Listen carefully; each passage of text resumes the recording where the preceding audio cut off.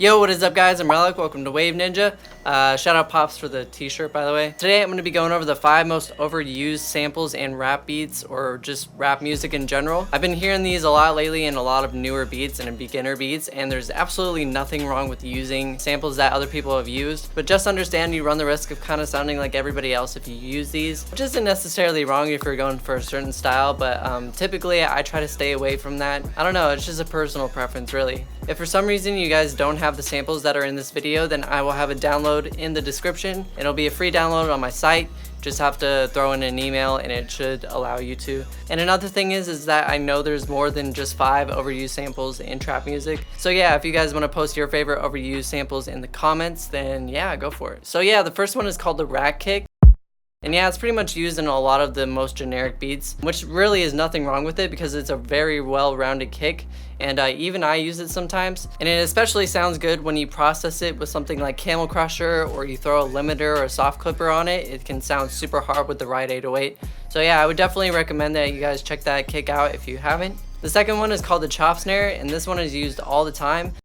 I haven't been hearing it as much recently, but definitely like last year and the year before that, it was just being used. And the reason why it's called the chop snare is because it was found in a Young Chop sample pack. That's not where it originated, but usually whatever producer makes it popular is usually what it's named after a lot of the times. But yeah, he definitely was the one who kind of like made it more mainstream and made it to where it was usable in a lot of tracks. And the next 3 are 808s, and these ones are usually used in pretty much all mainstream beats. I don't want to say all mainstream beats, but yeah, definitely the vast majority of them have one of these 3 808s in them. The first one and the most popular one of this year would probably be the plug 808. And the plug 808 is definitely like a more short, stabby one, and I think it was originally found in a Zaytoven sample pack, but people like Pierre Bourne and Mexicodro have definitely made this more popular, especially in Playboy Cardi beats and a lot of those style of beats. It just has this really bouncy, wavy feel to it, and yeah, it definitely sounds good. A lot of times I'll just throw distortion on it and it'll sound really hard in the right context. The second one is called the Ready 808, and this one got popular because of Travis Scott, Wonder Girl, and Eastbound.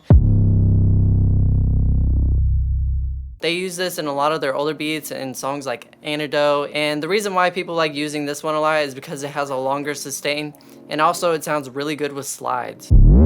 Pretty much any SoundCloud producer has used this at some point in time if they really like Travis Scott.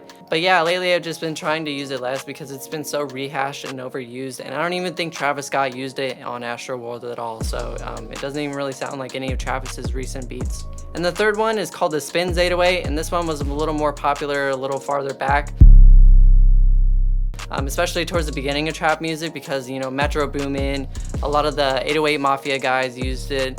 Even is still used it today, like KBZ uses it all the time and a lot of the other producers. This one's just a really nice, neutral, clean 808, and it sounds really good in the right context. And it's really good to use for like 808 rolls and a lot of that like I don't know, like TM88 or Southside style type beats. And a lot of times it's actually comboed up with the rack kick that I was talking about earlier. So yeah, those are the top 5 overused samples in rap music and just beats. Hopefully you guys got something out of this if you guys are newer. If you're older, you probably knew this and you didn't even get this far. So yeah, thanks for watching anyways.